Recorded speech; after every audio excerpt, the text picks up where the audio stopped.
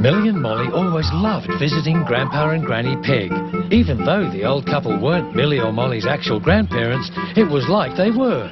This oak tree was planted by Grandpa's parents just before he was born. It's so beautiful. That's nearly 100 years ago. Wow, that's even older than my mum and dad.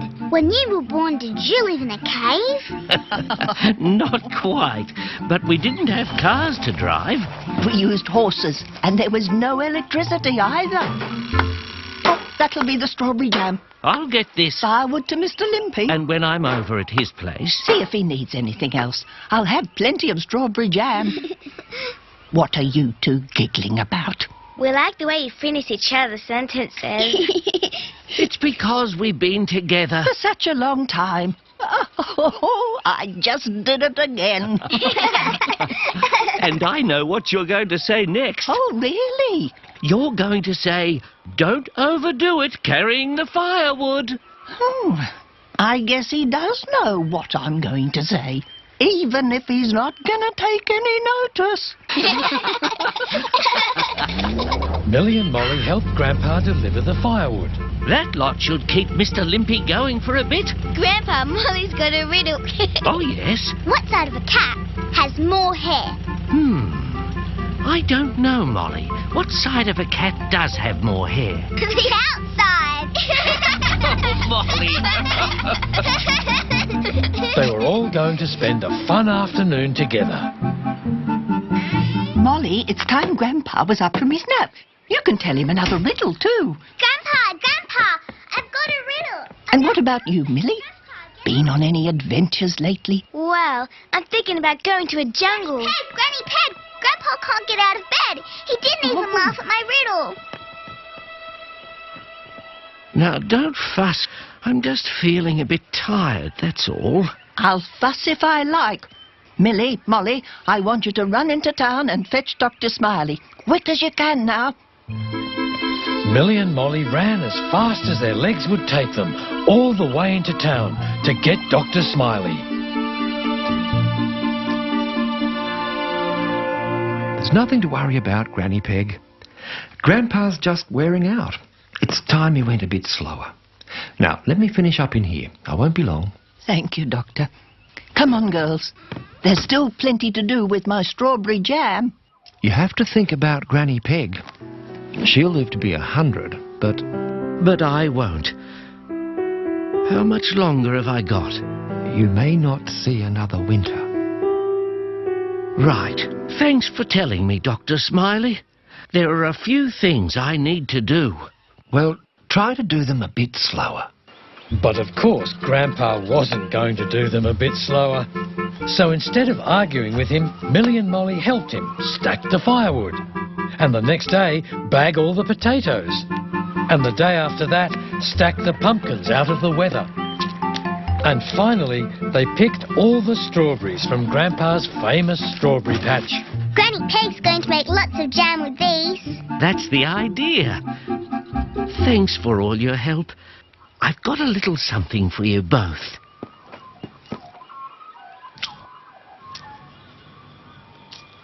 What is it? They're acorns. A seed of an oak tree like that one. If you plant them and look after them, they'll grow. Like you, into something quite beautiful. Thank you. Thanks, Grandpa. We'll look after them and help them grow. And think of you every time you look at them. What's wrong, Grandpa? Nothing, Millie. Nothing at all. In fact, everything is fine. Everything is ready. Hello? When Millie and Molly turned up the next day, they found Granny Peg sitting under the oak tree, looking very sad. Granny Peg, what's wrong? Why are you crying? Oh, Grandpa finally wore out last night. Oh! He left me this note. You can read it out if you like. My dear Granny Peg, there are enough pumpkins, potatoes and firewood to last you until you are 100. And there's enough strawberry jam for everybody. please put me under the oak tree, and I will wait for you there. Love, Grandpa.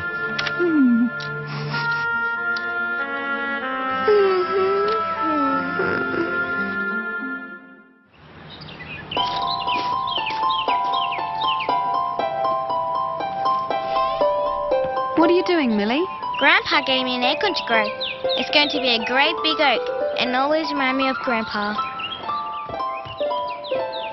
I hope you don't mind this pot, little acorn. Will you help it grow, Grandpa? Now that Granny Peg was alone, Millie and Molly spent more time with her. They often sat together under the old oak to be close to Grandpa. And this photo is of us 75 years ago on our wedding day. You look beautiful and Grandpa's so handsome. Indeed he was. You might get married one day, Molly. What kind of a man would you like to marry? Well, he'd have to like riddles. And what about you, Millie? Oh, I don't think I'll get married. I'm going to have adventures and live at the South Pole. You could do both, and... Good morning, Granny Peg. Well, if it isn't little John Oddbottom. I'm the town planner now. Well, John Oddbottom, what can we do for you?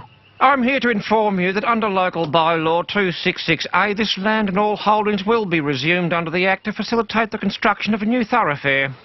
What did he say? I think they want to build a road. A highway directly through here all the way to town. But the tree's in the way.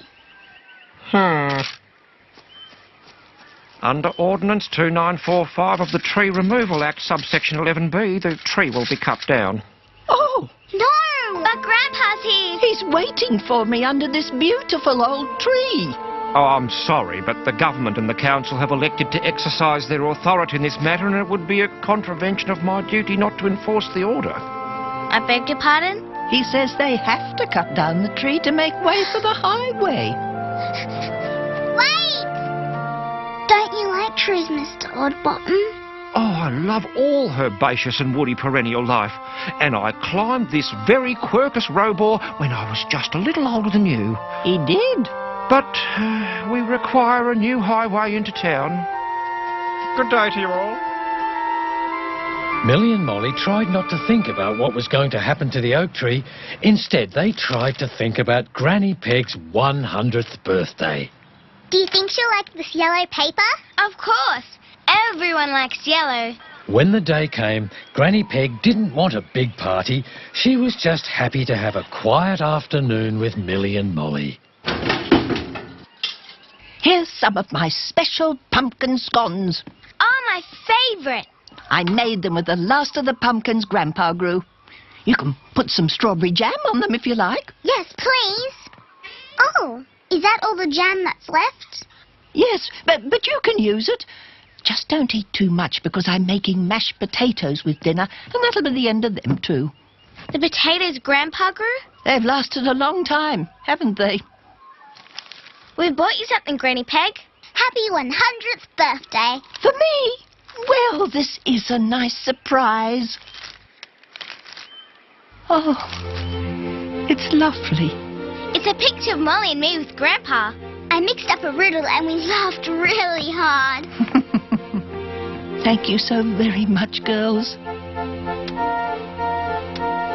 It's the best present I've ever had.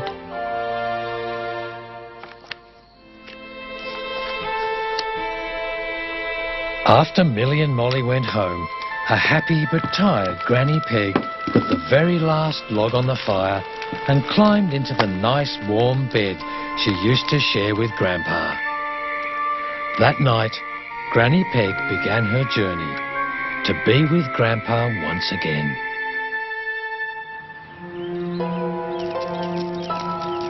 My acorn's growing. Mine too. One each for Grandpa and Granny Peg.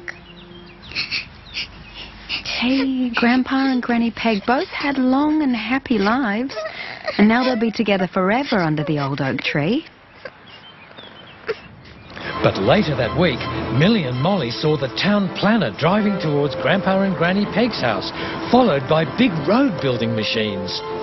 They're going to cut down the oak tree. We've got to stop them. Please, please, leave Grandpa and Granny Peg alone. You can't cut down that tree. Please. I've discovered a little-known subsection of the town planning and thoroughfare bylaws. The officer supervising a project may show discretion when an object of value or significance is involved. Does that mean you're going to cut down the tree? No. It means that I can make them build the road around the tree. The tree stays, and so do Grandpa and Granny Peg. Together. Yay! Woohoo! And whenever people travel to Millie and Molly's town, they always wonder why the road kinks around the grand old oak tree. Millie and Molly know why.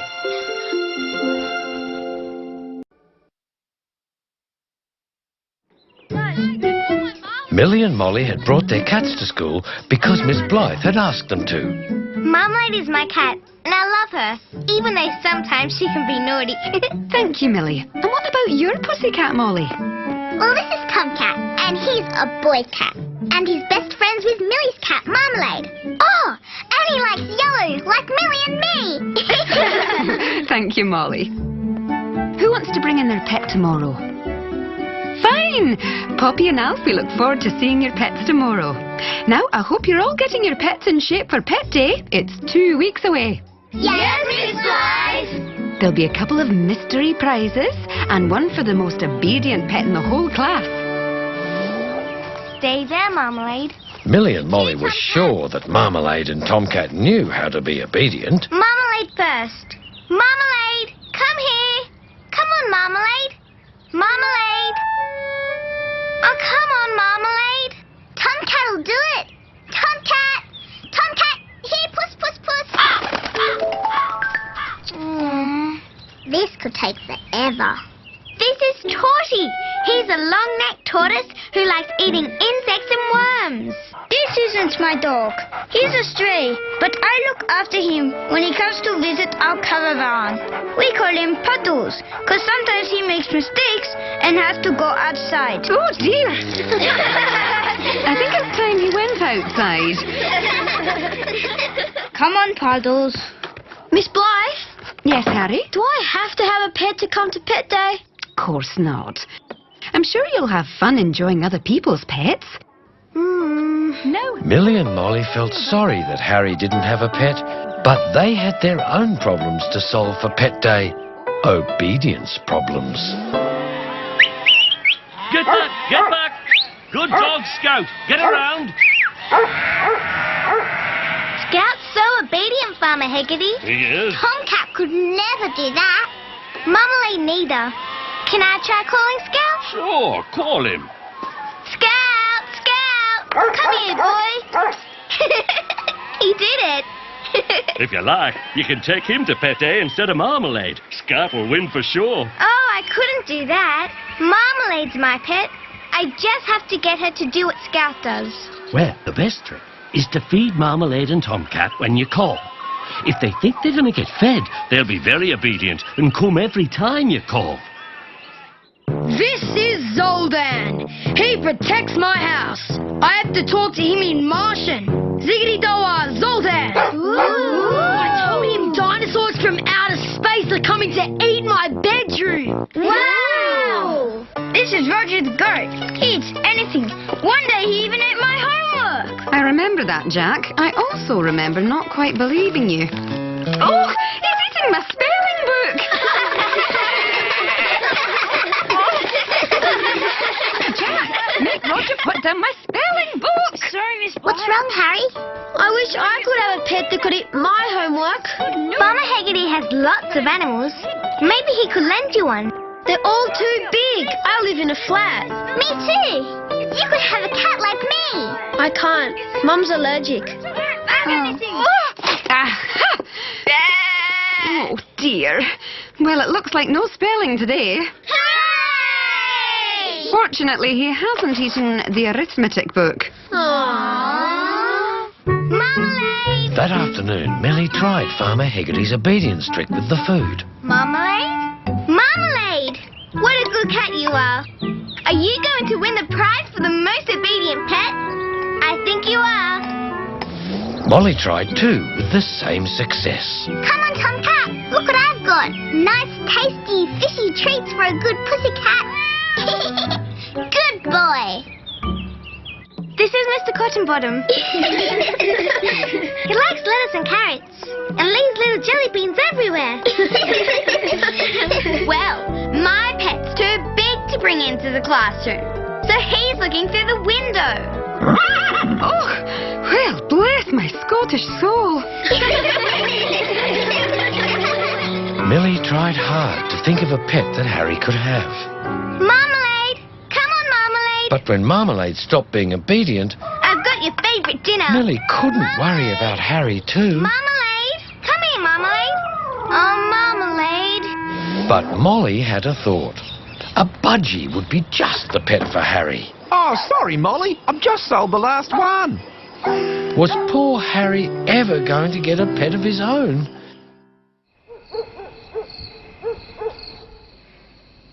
What? Huh? Marmalade? What is it, Marmalade?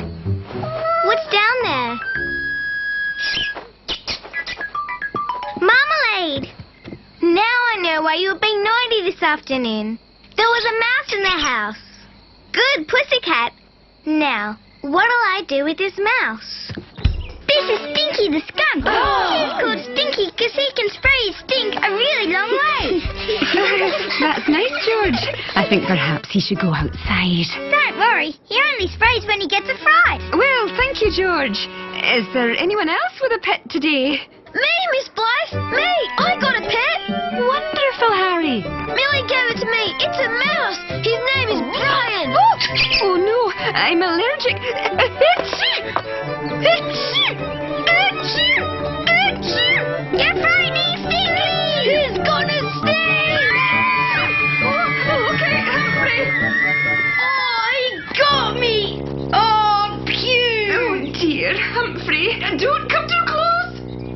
When Pet Day arrived, Millie and Molly were still hopeful that Marmalade or Tomcat would be more obedient than all the other pets and might win the prize for most obedient pet. Right then. Thank you, everyone. What a lovely group of pets we have today. But not everyone can win, so here are the prizes.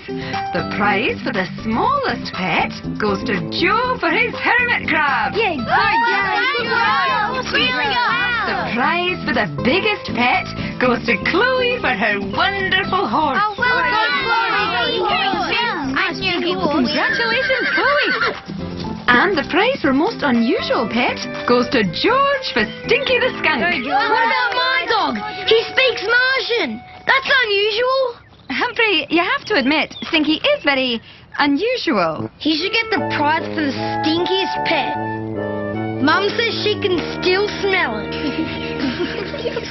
Now, the final prize for the most obedient pet. I'd like you all to put your pets on the rope over here. Good luck with Marmalade, Millie. Thanks, Molly.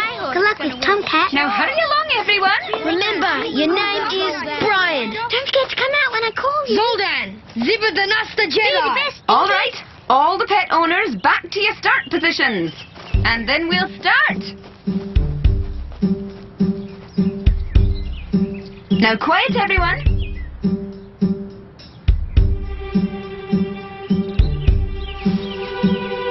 Ready? Call your pets. Marmalade, Crumb, Country Junior Joe, Chloe, please, Chloe. Roger, Zoldan, Zipper, please. Friendly.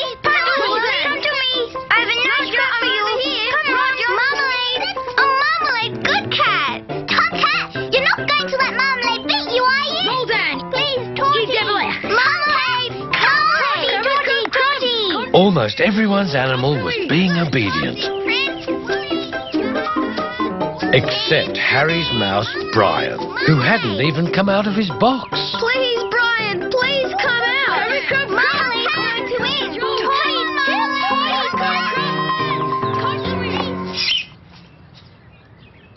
Don't stop, Marmalade. Tomcat, don't let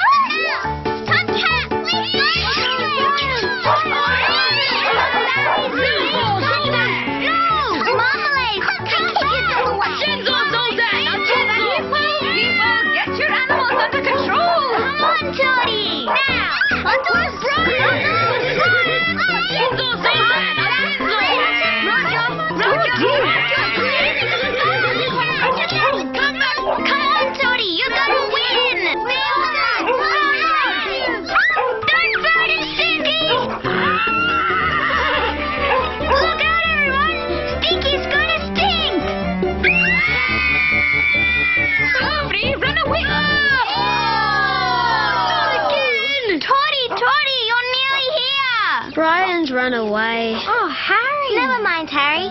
Marmalade will find you a new pet. She's not very obedient, but she's a good mouser. I don't want a new pet. I want Brian. There he is. That's Brian. Brian! Brian, it's tickling. Well, I declare Harry and Brian the winners. Can't come too close. I'm allergic to mice, you know. Hooray! Torty came second. Oh, yeah! I can't help it. Stupid skunk. Now even Zoldan won't come near me. Zoldan! Zena-Zenaban! Come back, you stupid dog from outer space! For the rest of the afternoon, everyone went about collecting their pets. And that night, the two best friends decided that their cats were very special, even if they weren't always obedient. I'd never trade Marmalade in for Scout or any other pet. Me neither, especially not a skunk.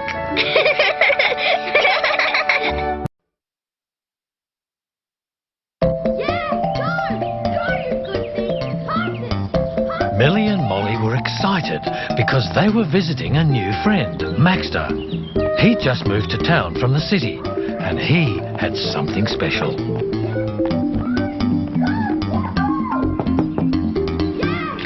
Hello, I'm Millie, and this is Molly.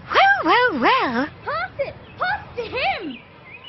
We've come to play with Maxter and see his giant television set. You'd best come in then. Goal to Saunders! Goal! Yes! Yes! Hooray! Goal! Woohoo! Yes! Yes! Maxter, you've got guests. Hi! Did you see that? They scored a goal! Yes, it was very interesting. Millie and Molly have come to play with you, Maxter. They can watch the TV with me. Oh, gee, thanks, Maxter. We've never seen a television this big before. Yes! Run! Go! Woohoo! Is it true you've got 20 channels? 45. Oh! But it never seems to get off this channel. It only has soccer. We don't mind. Striking this into the Great goal! kick! Shoot! Oh, great pass! He's don't kick it ahead! Go! Do you ever watch anything else? No. Not even cartoons? Are there any about soccer? I don't think so. He's offside! You can't do that! Well, thank you very much for letting us watch your big television. We might go outside now. Okay, bye. Wouldn't you like to come out and play too? Outside? Why? And he never plays outside. He's always inside. Really? No fresh air? No exercise?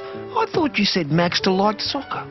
He does, but he never plays it, only watches it on TV. On the biggest TV in the whole wide world. That's big. He lived in the city and didn't have a park or anything. Well, he does now. Maybe he needs to learn to play outside. Marmalade must be hungry. It's delicious flesh. Mum? Dad? Yes, Millie? You want to know how to teach Maxter to play outside. Invite him to the park. Okay. But can we get a television as big as the one Maxter has? Of course. Really? As soon as you've finished school and high school and university and get a job so you can pay for it. Dad. This ferocious killing machine with its 3 rows of razor-sharp... So Millie and Molly invited Maxter to the park. Not too high. They played on the swings and waited for Maxter.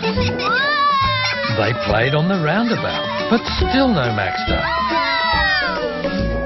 They played on the slippery dip. But still there was no sign of Maxter. So finally Millie and Molly went to find out if something was wrong.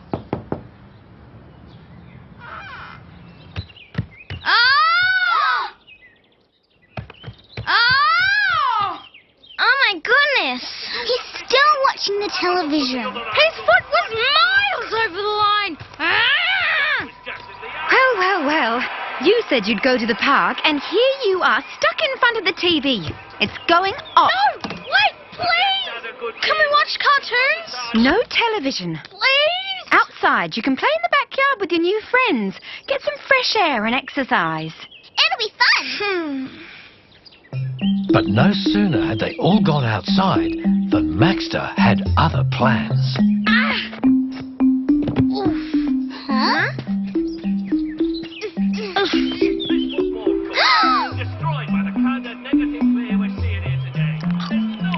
Not television again. Shh, my mother will hear. Well. Hi, Mom. Outside. But now. But no matter what Maxter's mother said, Maxter always found a way to watch television. Master! Hi. This old TV used to belong to my gran, but luckily it still works. I kept it for emergencies.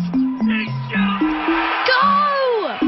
A go! Millie and Molly wondered if Maxter would ever stop watching television. By the time the weekend came, Millie and Molly had a plan. They were going to tempt Maxter outside. No! Kick it to the other man! Off! This way! Around the back, Molly. Coming! Coming! It's heavy. That shouldn't be a I gun! got this one.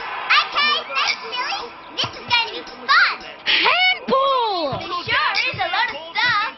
Yeah, it might take us a while to get it to the tree. It'll be worth it, though. How long will it take to build? I don't know. I've never built one before. Now to George, then Brown, then along to Smith, now back to Brown, he kicks high and header from the Tasmanian import. You think we'll need all this rope? We might. And the bucket, for sure. How many boxes? Oh, I don't know. How many can we get? Only 2. If that's all we've got. I'm Poor sure Maxter had to choose television or find out what those girls were up to. This is going to be so much fun. Yeah! And then we can paint.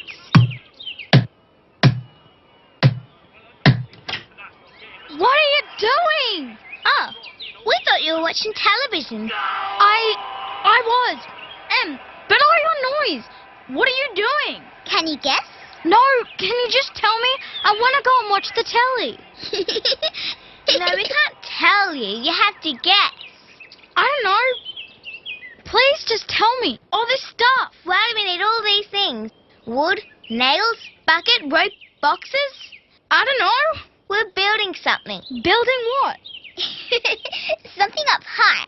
An airplane? It has something to do with the tree. Have another guess. We're building something and it goes in the tree. And we can all play in it. You mean a tree shack?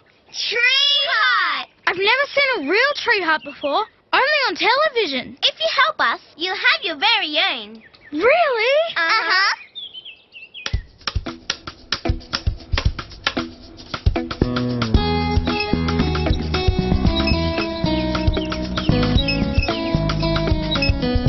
For the rest of the day, Millie, Molly and Maxter worked hard to build their tree hut. And Maxter didn't once think about watching television. Well. Hey, Mom! Look what we made! Without any help or anything. All by ourselves! This is our tree hut. And these are our curtains. And we even have a lift. Yeah, isn't it great? It's magnificent. Well done. But it's time to get down now. Millie and Molly have to go home. Okay. Coming. But the tree hut was the beginning of a new problem with Maxter. I'm staying up here for dinner. Can you bring me my soccer magazines? Please, Mum? Maxter stayed in the tree hut for the rest of the afternoon. Maxter stayed in the tree hut for dinner. Maxter stayed in the tree hut to sleep. Maxter stayed in the tree hut even when it rained. After a couple of days, Millie and Molly were beginning to wonder whether building the tree hut was a good idea after all. At least Maxter's getting lots of fresh air. But no running around. He really likes being up in that tree hut. Yeah, the same as he really likes watching television. When he does something, he really does it. There has to be a way to get him down. Look out! Oh, Sorry. that's all right, Jack. I've just had an idea. Aren't those soccer posts just behind Maxter's house? Yes, you can see the tree hut. So, thanks. Jack, will you and Tom do us a favour? Hi, Maxter. We've come to look at the view. Yeah. View? It's just the house. But what about out here? Here I come. Here comes a goal. A soccer field. You could play soccer instead of reading about it. Or watching on a TV. Jack and Tom are in a team. You could join. Here I come again. Oh, great kick. Actually play? Mum! I want to play soccer. There's a team and everything. Can you sign me up, please? Well. Come on, boys. Let's kick the ball to Maxter. Oh, it's so exciting! Go back there. Good boy. Great shot, Maxter. You won us the game. Did you see that? Yay, Max scored a goal in his very first game ever! Did you hear Max's mum? Yeah. Yes! Maxter had won man of the match. Well done, Maxter. You were great.